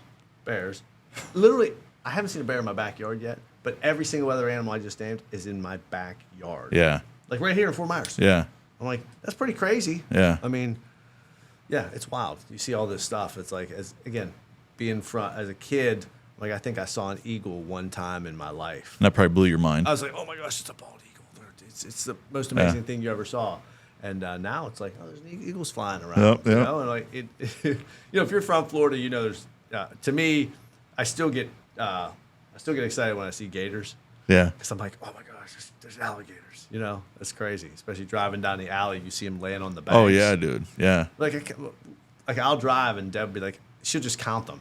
yeah. It's like, Oh, I'm yeah. up to like 50, 60. Like they're just laying on the bank. That's it. Getting some You know, sun. getting the sun. Yeah, coming up the alley like that. It's pretty well. Oh, yeah. Again, we're still enamored by that stuff, being from Ain't nothing wrong with that, being though. from up north. It's, No, for sure. But it's fun. You know, I'm still Absolutely. It's the same as I still find it super cool that I can take my dog for a walk on the beach. Yeah, I can go on Saturday morning, like what we do practically, I'd say 3 out of 4 Saturdays is we'll get up early and just go sit on the beach for 2 hours. yeah, Like we'll have our weekly kind of like, we call it our business meeting. We'll talk about the business of the house or, you know, whatever we're talking about. We'll just sit there on the beach, just 2 hours. I'm like, I don't have to be on vacation where I've got to be at the beach 9 hours today. Right. Because I only get 1 week of vacation all year. you only get one more day at the beach. Like, Right. This is my Saturday morning. Yeah. Like I'm still new enough here, in being here 5 years, having lived enough in a pretty crappy climate area, Right. to really appreciate that. Nice. Which I think is cool. Yeah. I think it's cool to be able to appreciate that I can just stroll on down the beach, spend 2 hours, and then go home and go on the rest of my day. Just Yeah. like it's normal. Yeah. You know? And not have to worry about, am I going to be able to go to the beach again before I have to right. leave to go back home? Right. You know? And I got to go work 51 more weeks, you know. Right. Through winter outdoors, if you work outdoors, how awful that is. Yeah, man. Born and raised, I've never had to. Thank God, dude. Because I Drive in the snow. Nope, you know? never.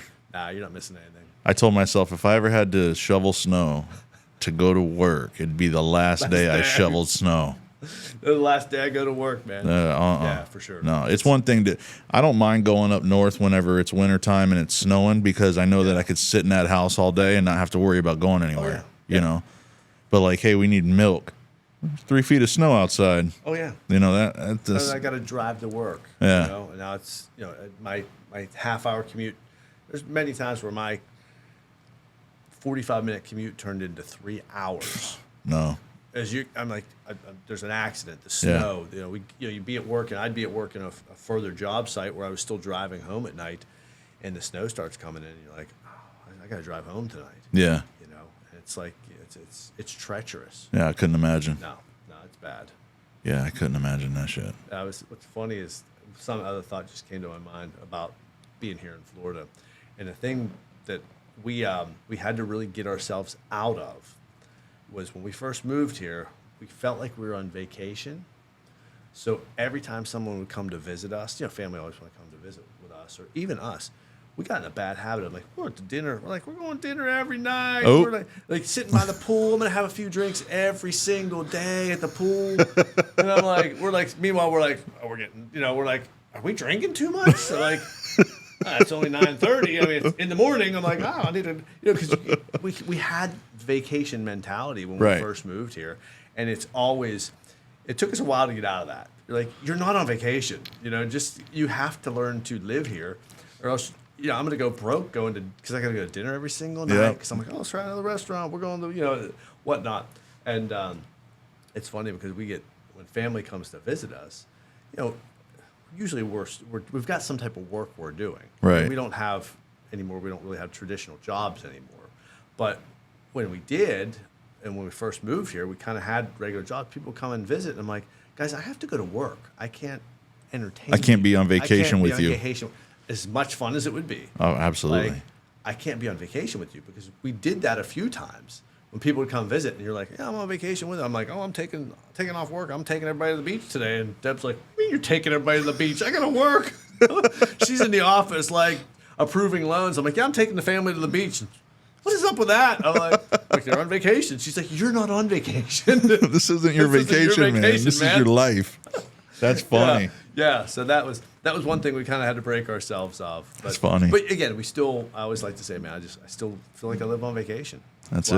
That's why I love this area. That's why I'm digging it. So I love it. it's being very good to me too. That's awesome, man. Yeah. That's cool, man. So how long have you guys been married? We've been married 11 years. Nice. Yeah. All right. Yeah, we got married in May of 2014. Okay. So, yeah, we've been together. We were together for 4 years before that. And so we're a blended family. So she has 2 children. I have 3. Okay. Everybody's adults now. Today is my youngest son's 22nd birthday. 22. Happy birthday, Aaron. Yeah. I'm not watching this, but if you are. Yeah, so today's his birthday, and the oldest, his birthday is in a couple days, and he will be 32. Oh, wow. Okay. So, yeah, we got Nice. 22 to 32, 4 boys and 1 girl.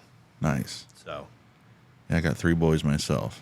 Yeah. 7, ooh, 17, okay. and 20. Oh, that's cool. That's Yeah. not bad. So I got a spread. You got a spread. Yeah. Yeah, we got, so you got 2 at home?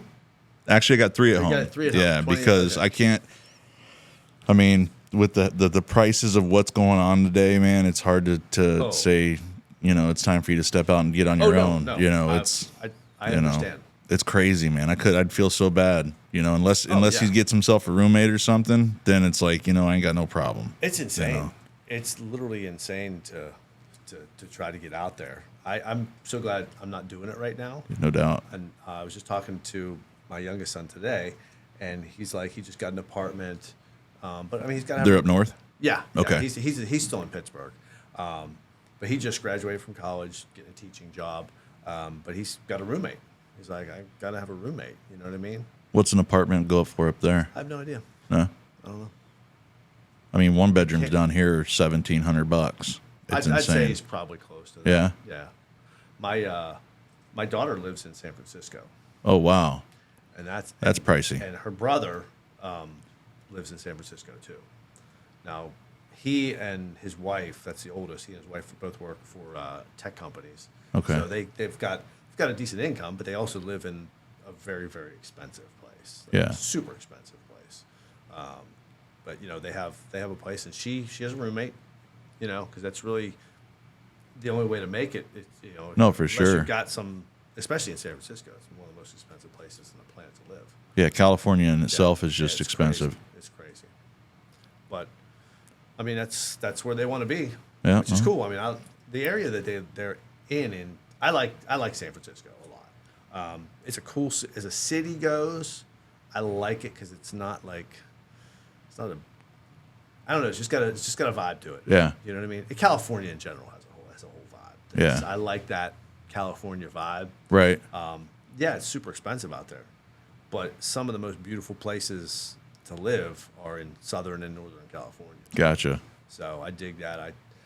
I see. I think we've been talking, and I think we're going to try to. Our plan right now is in the next couple years is to get a second home out west somewhere.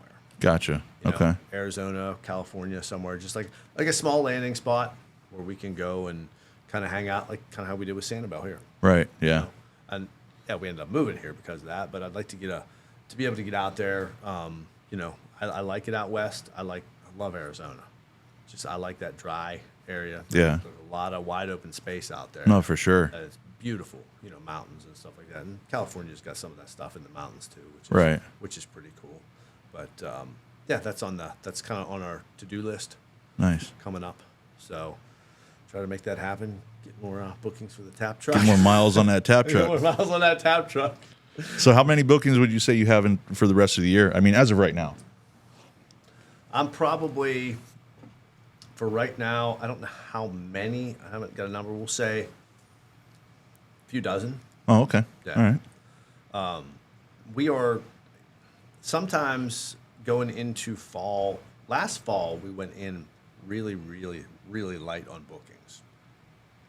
And then after January turned, we got nuts. We were busy every single weekend, sometimes Friday and Saturday. Oh, wow. Like we had a 3-month period there where we were just like insane. And then it slowed down. So it's the only thing that books really far in advance are weddings. Yeah, because they book those out. They book those out. Right. But otherwise, I just answered an email this morning for another booking, you know, it's like not too far away. Gotcha. A few months away. So some of those things, even if I don't have a full schedule booked right now in August for the rest of the year, a very good chance I'm going to be doing a lot of Christmas parties. No, for sure. And you got season coming in. Got season coming in. You know. So it's a couple years ago we were booked really, really solid because we did a lot of weddings. Okay. That year we did so many weddings. 2023 we went crazy with weddings. We were doing a wedding Friday and Saturday. You know, like Friday night wedding, Saturday wedding. 4 weekends, 6 weddings. Like it was crazy. And with weddings, they were on the schedule for a long time. Right. So the next following year, where we didn't have as many weddings on the schedule, we still did about the same. We did almost the same amount of business in that particular last quarter, but it wasn't pre-booked. It was like last-minute bookings. I need you in 2 weeks. I need you in 3 weeks. Can you do a party Saturday? Wow. So, you know, some of it is, you know, you got those weddings that book far in advance, and then sometimes you're just like any other business. You're waiting for customers to come through the door. come through the door. Pretty much, You know yeah. what I mean? Like a retail business. Yeah. So. Waiting for those emails and phone calls. Yeah, you kind of, that's why you're, anytime, with our thing with the tap truck, the best marketing I can do is to get that truck in front of people. Yeah, no, for sure. They see it and they fall in love with it. They just have to see it. That sometimes, you know, we do events where we're just going to come up and it's a public event where I'm just going to come with stuff I had left over in my cooler. I'm going to hand out some free beer. I may just show up at a Cars and Coffee event and just have some coffee on tap. There you go. Just get the truck out there. It's Yeah, no doubt. The best thing is just if people see it, or I'll just drive it down to the beach tonight. You know, go cruise around Fort Myers Beach. Just go down, cruise around a little bit, and come back. Yeah. It's just getting it out there. So that's great advertising too. No, for sure. So. I mean, the truck's cool just Oh yeah. by itself, and you Yeah. throw 5 beer taps on the side of it, and it's like, Yeah. whoa, Oh, what is that? You know. that's cool, man. Yeah, it's wild. It's So wild. is there like the kegs inside the truck, are they on ice or is it like a seed? So I can't really tell you that. Okay, that's fine. There's a and it's not rocket science, but it's kind of like within our tap truck community, we're like, We keep it cold. we keep it cold. I got you. All We right. keep that system on ice. That's cool. That's So cool. it's and there are there's different people that have different trucks that employ different systems. Oh, okay. Okay. So again, my system is not the same as Orlando. Like Tap Truck Orlando has a completely different system to keep his beer cold than I do. Interesting. And mine works for me and his works for him. Perfect. But it's always cold. That's all that matters. As long as the beer is cold. As man. long as the beer is frosty Yeah. cold. Nice. Yeah. Yeah, we have, and again, those promo events are just, you know, ways to get the truck out there. You know, and I would say anytime I can come up to your, you know, to your business. We've done a number of events at the Indian Motorcycle Dealership. Yep. Where on a Saturday, it's very likely, not this Saturday, but in the next couple Saturdays, the tap truck will be up there pouring beer. Okay. You'll be able to come up there and grab a free beer. So All right. that's something. I'll be in touch with you just so I can swing up there. Swing up, drink some beer, buy a motorcycle. I don't know about buying a motorcycle. Yeah, that's out of the works for me. Right. I think I want to say that I was almost allowed to, but years ago my mother and father-in-law got into a motorcycle accident. Oh, I'm sorry. Yeah, they lived, thank God. Yeah. They were both wearing their helmets, but if you seen my mother-in-law's helmet, you'd be like, man, if she wasn't wearing that, she'd be gone. Oh, right on. Yeah. And they got hit by somebody, which is, as it usually happens. And that would pretty much put my my motorcycle life to bed without it even starting. It's sobering. Yeah. Even if, whatever, it's sobering. I've lost a couple friends. Yeah, I've lost a couple friends. And it's very, it makes you think. Yeah. And in the scheme of things, there's three factors that always come into play in a motorcycle accident, in 90% of them. Two of them how does it work? Two of them you cannot control.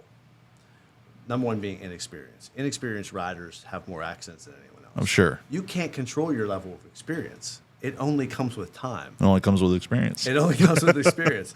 The other one being other drivers hitting you. Right. You cannot control that. The only thing you can really control is wearing enough safety gear to protect you if you do get hit and having the experience. Yeah. You can control the experience by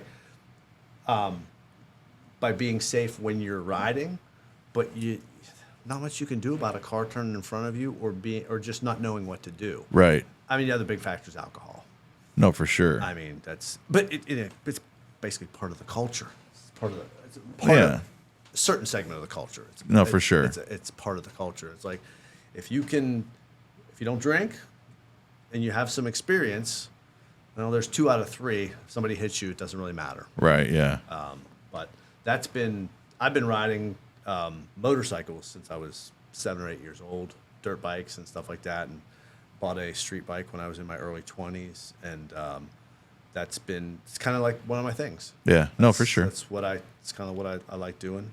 I've ridden from California to Pennsylvania before. Wow. Did a cross country trip. 2019, my stepson and I started out in San Francisco, rode north up into Oregon, started heading east, went through the state, Wyoming, Idaho, South Dakota. Spent 3 days in Sturgis during the rally. Oh wow, I bet that was a good time. That's the best time ever. If you are into motorcycles, no, for sure. That's like the Mecca. Yeah, because the Holy Grail. It's like whatever you are there to experience, you will find. And there's 600,000 other people that want to do something too.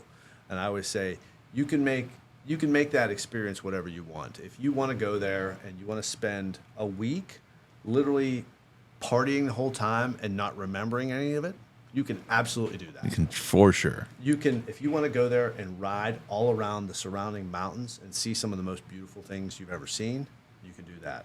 If you want to go and watch guys that do stunt shows, you want to go see some great concerts, dude, I've seen on back-to-back nights, I've seen Toby Keith and Snoop Dogg. Oh wow, nice. I mean, that's like completely different. Same venue, same crowd. Yeah. Practically the same crowd both nights in a row. Both of them loved it.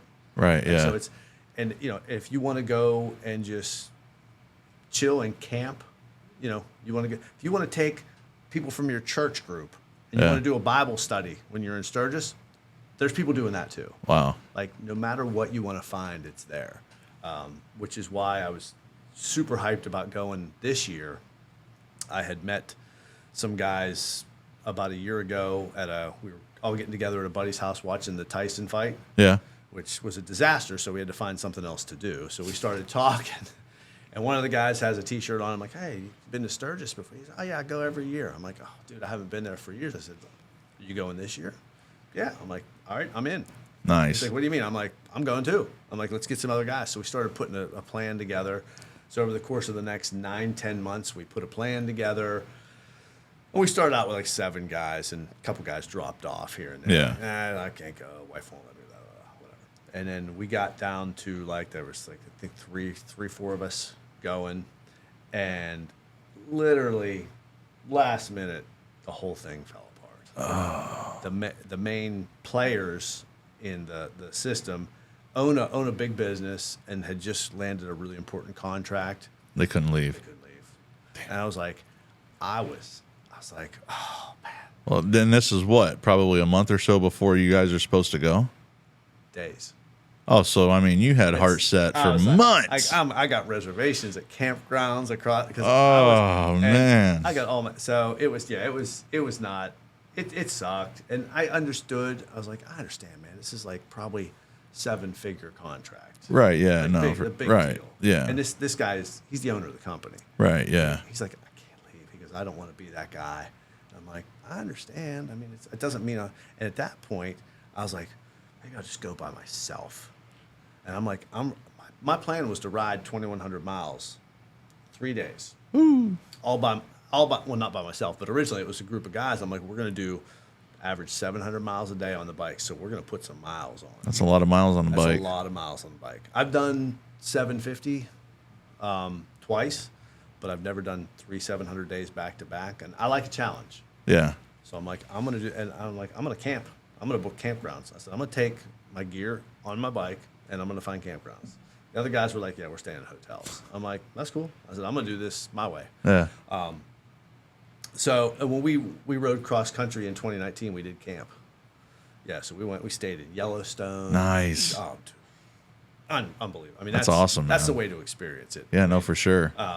But yeah, the whole plan fell apart literally days before, and I was so bummed. And like I said, I did entertain the thought of just doing it myself. Right.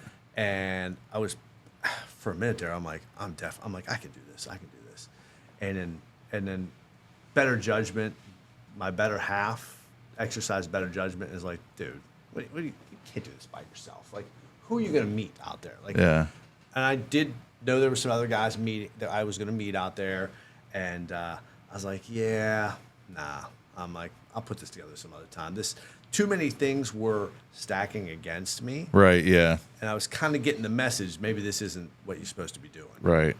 And literally within days, I got a call to do a commercial. Where I did 3 days on set, which just led me to some great things already. 3 days of working on a commercial set, and then the third day getting called from the guy from California. So this is recent then? Yeah, this is recent. This was 2 weeks ago. Oh wow. So, okay. Yeah. So again, I'm still kind of bent that I didn't get to go. Yeah, but because I'm disappointed. Oh, of course. But at the end of the day, the things that came out of it, I think, might be bigger. Yeah. So nice, man. Yeah. So it turned out okay. Yeah. And I remember I was on when we were filming the commercial. I was second day on set, and the person that was on the commercial, it's for a sports betting app. I can say it. It's for Hard Rock Bet, and like the last commercial round they did for Hard Rock Bet, it's all social media stuff. Post Malone was on it. Oh, nice. Well, this round is all athletes, retired athletes. Okay, yeah. So the second day we're on set, and I remember I was texting somebody, and I texted my daughter, and I'm like, I kind of forgot all about the motorcycle trip. And I told my wife, I'm like, was there a trip that I was supposed to go on? Nice. Like, because I just met so-and-so, and he was kind of hanging out, wanted to talk to me. I'm like, I thought that was kind of cool. Hell yeah, man.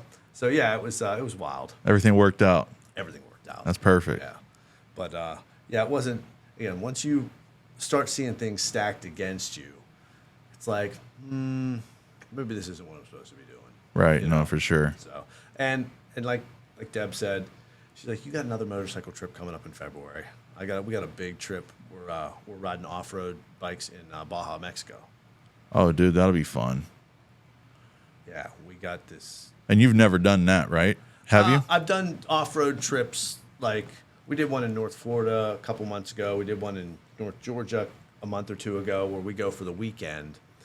And we'll camp for the weekend, and then we ride through.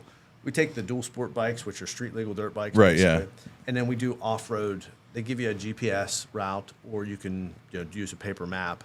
And we get our group of guys is like 5 guys, and we ride all day long. We ride like 100 miles through the woods, through these trails that are marked and Right. whatnot. So I've done that a couple times, but this trip we're doing in February is pretty crazy.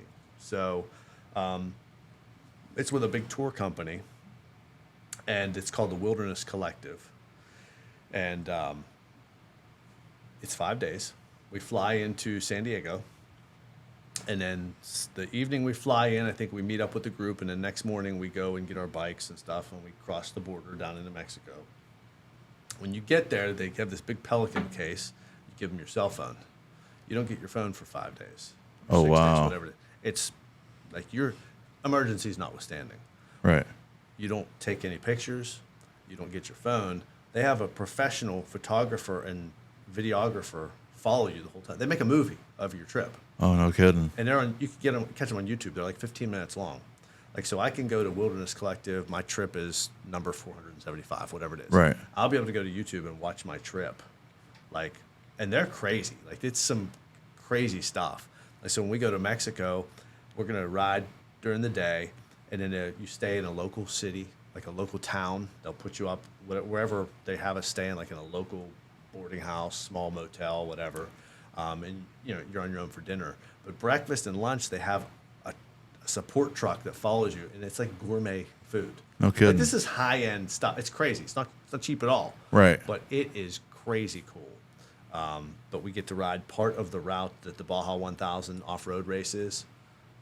So it's gonna be pretty interesting. It's going to be an experience for sure. It's gonna be a crazy fun experience. That's awesome. One of my buddies who's going on that trip did a trip with this tour company in Death Valley a few months ago, and they do a similar thing where they ride Death Valley, and then he did another ride like that in Costa Rica last month, where they went down to Costa Rica, and these tour companies provide you with bikes and take you through the jungle. The one in Costa Rica is wicked. I bet. It's wicked. Like, they were in ruts, 3 feet deep with the bike down under them, and it was muddy rainforest stuff. Dude, that's cool, man. Yeah, it's fun. It's kind of turning into something that's I'm more and more passionate about. Right. I like riding the motocross tracks too. That's fun. I enjoy that. But some of these real like off-road touring things are pretty Yeah, crazy. no, for sure, man. You get to, I mean, it's kind of, you get a bunch of stuff. You get to see some new shit. You get to experience the bike ride and through it all. Yeah. And, that's cool, man. I mean, these trips in too, you got all your stop points. You get to bond with these other guys, and then you have comms in your helmet. So as you're riding, you can still talk. Right. Hey, obstacle ahead, or you suck, or whatever, Right. whatever you want to chat about. If you want to, you can do that. So that's pretty wild. So that's gonna be a fun trip. Hell yeah. I'm gonna be definitely looking forward to that. That'd be real cool. Yeah, very cool. And it's something that once I bought the dirt bike I have now, my racing bike. I bought it a few years ago and immediately decided I've got to start going to the racetrack with it. Like, third time at the track, I break my collarbone in half. I got a plate and 6 screws. Jeez. There, which was after I was goofing around in my yard on my bike and broke both my legs. Like, so I've been much like, you need to like wear all your gear. You need to go to the track. Like, since then I've done like professional like racing courses. Yeah. Like with a professional racer, like to learn more track things, learn more track skills. Plus riding with the guys I ride with, we ride every single week. And so you get better over time. But Right. yeah, the growing pains when I first got that bike. Now, I hadn't ridden like dirt bikes since I was probably in my 20s. So now I'm in my late 40s, early 50s. I'm like, I'm gonna pick this back up. This is a great idea. And yeah, that was a fun. I think that was 4th of July, 2021. Yeah, 4th of July, 2021. We had my stepson was down visiting, and I'm like, and we were kind of hanging out during the day. Maybe we may have been enjoying a few cocktails. Who knows? Right. And I'm like, hey, let me show you my new dirt bike I just got. Like this, and this thing's wicked fast. It's like the Ferrari of dirt bikes. So, and I'm out there just ripping through the yard, tennis shoes, shorts, no helmet, like Littlest of gear of all. Everything I would tell someone not to do. You're doing. And I'm just, like I said, I'm just tooling around the yard, just kind of not going too crazy. But then I start like getting some, I don't know, some bravado, we'll just say. Maybe a little beer courage. Yeah. And I start ripping through the yard, like, and I'm coming across my driveway, and the bike goes up like this. I catch traction on the pavement, and I'm flying through the air. I come flying down. I land on all. I broke both my tibias at the same time. Ooh. And it's on film. My stepson's taking a video of it. It does not look that bad. Wow. But yeah, the X-rays prove otherwise. Jeez. Man. But yeah, so that was a point of contention. And the worst part was, I think for 3 or 4 weeks, I just walked around like that. I didn't realize I broke the bones. Now those are the small bones. They're not weight bearing. Right. But I just thought I was really sore.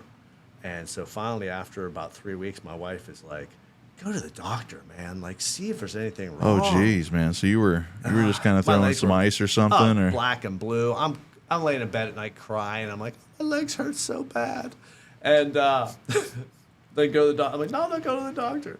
So I go to the doctor, and the X-ray tech comes in, and he's like, "There's your problem." He goes, "You broke both your legs, buddy." Jeez, man. And so he shows me the X-ray, and one of them is snapped in the middle, and one of them, the head is snapped off. Oh, no. And I'm like, he goes, "Here's your problem." He goes, "You broke both your legs." Here's your problem. He's like, "I'm not supposed to tell you any of this." He goes, "The doctor's supposed to tell you this." He goes, but what happened? So I tell him the story, and he's like, "Hold on a minute." He goes into the hallway. He gets the doctor. He brings the doctor in, and he says to the doctor, he's looking at the doctor, he looks at me, and he goes, "Tell him what you just told me." So I'm telling the story, and the doctor's like, "You just been walking around on these things?" I'm like, "I didn't know they were broke." And he's like, "All right, hold on a second." He literally goes and grabs a second doctor. Jeez, just to tell Brings him in, and he goes, "Tell him what you told me." And I'm Jeez, like, so at this point, I'm holding court. I've got 2 doctors, the X-ray tech, and one of the PAs in there, and they're like, "This guy's an idiot." I'm like, "Well, this is my story." He's like, "Yeah, so this guy's just been walking around on these broken legs." He goes, "But they're healing nicely." He goes, "There's nothing we can really do for you at this point." At that point, no. At that point, no. So, Wow. So that was my story for that. At least it made for a good story.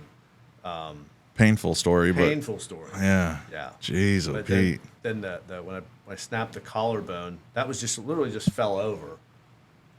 I was at a racetrack, and I had all my gear on. I just I went over the high side of the bars and ran into an embankment with my shoulder, and I heard it pop. Gotcha. And that was painful. Yeah. The bone kind of broke and then crossed over itself. So as you did this, I could audibly hear it scraping. Bone on bone. Bone on bone. Oof. And then when I went to the emergency room, and the nurse was like, they're like, just looking at you, like, "Hey, what are you in here for?" Blah, blah. So she touched my shoulder, and I move it, and it's like screeching, and she's like, "Ooh, that's gross." I'm like, "You're a medical professional. Why is it?" I'm like, I just look at her. I'm like, "Really?" I'm like, "You think that's gross?" She's like, "Oh, it's disgusting." I'm like, Oh, my gosh. so that I had to get surgery on that and got Yeah. plate and screws. But that was, I mean, probably 3-4 years ago now. Have been incident free since like I said, just Nice. little safer riding. Had some professional training and just some more experience. It's just that two bad experiences out of the gate. Yeah. With the new bike, and I was like, "Oh crap, maybe this isn't for me." And that when I went to the racetrack that day, and Deb's like, "Just be careful." I'm like, "Oh yeah, I'll be fine." Hour and a half later, phone. I'm with Deb, and she's like, "What?" I'm like, "We gotta go to the emergency room." She's like, "You are an idiot. I told you not to," And so yeah, that was a fun day. Yeah. She's like, and at that day, that was the only, as many things as in my motorcycle life I've had small accidents before, just Right. dumb stuff. And like I said, I have lost a couple friends, which is awful. I never, ever in any of those situations said, "I just don't want to do this anymore." Yeah. I still have that day when I came home from the track, when my shoulder was busted up and I had to have people load that bike in the truck for me. The whole way home, I'm like, "I'm selling this thing. Yeah. Like, this is stupid."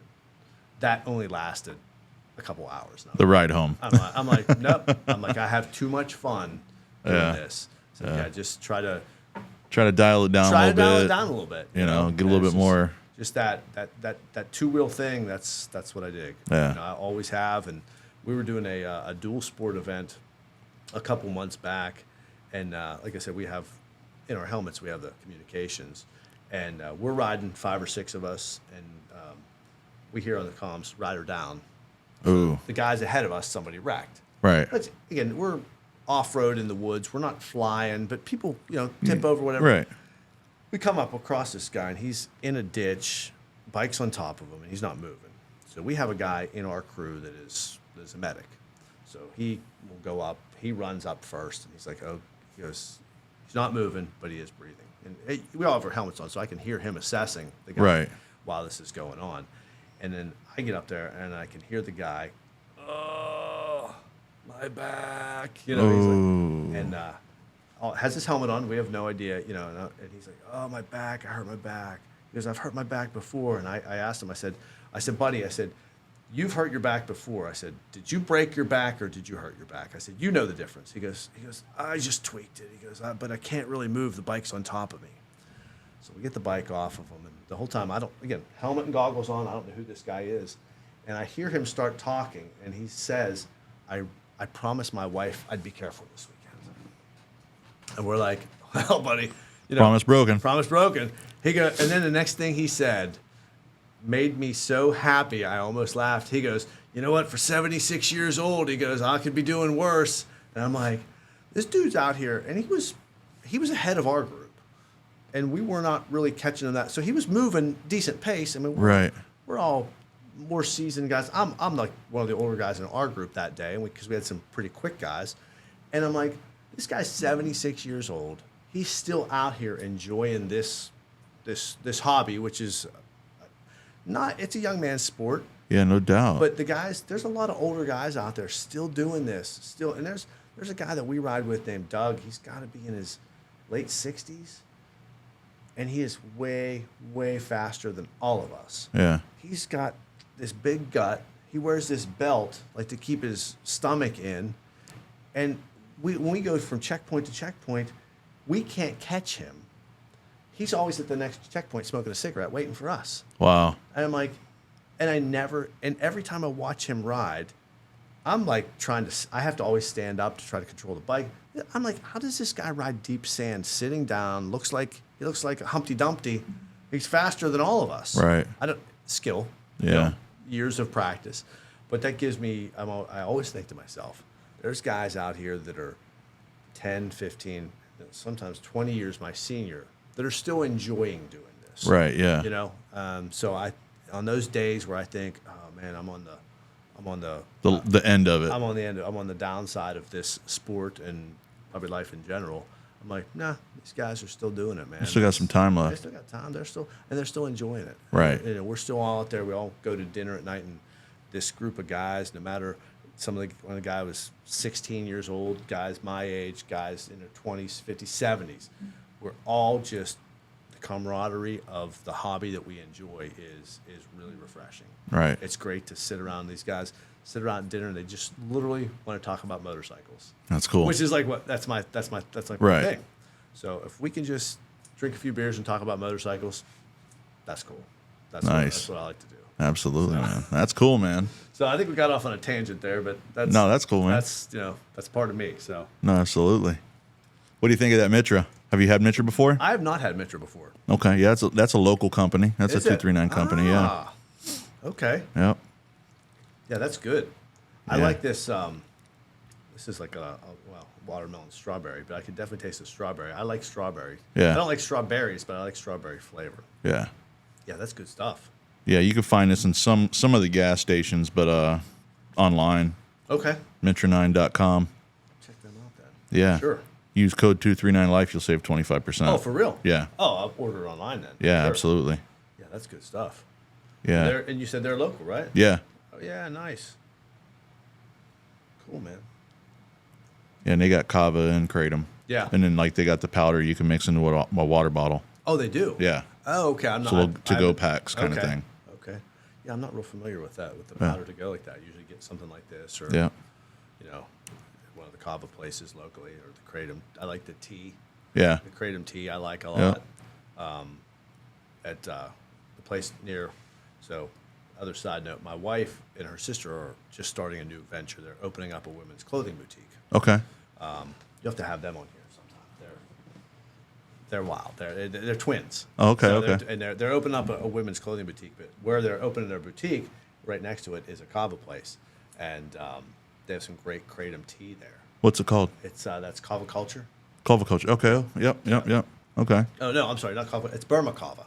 Okay. Down in Lico Commons, Burma. Oh, Kava. okay. Burma kava. Okay. But yeah, their Kratom tea is fantastic, and I like the straight tea, no flavor, nothing. Right. I like that bitter because I'm a coffee drinker. Right. Yeah. So I like yeah. that really bitter flavor. That bite to it. Yeah, it's got that bite to it. But yeah, Nice. That's a cool joint. But yeah, it's so. Yeah, they got all kinds of flavors. It's cool. And then those are some of the Kratom cans. Oh, nice. Okay. But yeah, Cool. pretty tasty stuff. Oh yeah. So Well, cool, man. I appreciate you coming in and Yeah. chatting with us, dude. It was fun. happy to be here. This has been a blast. This 239 Life podcast episode is powered by Card Systems, your hometown experts in payment and point of sale solutions. Don't let old systems or sky-high fees slow down your business. Card Systems has the tools, technology, and the local support to keep you running smooth. Call them today at 239-549-5055. Card Systems, your local payment pros.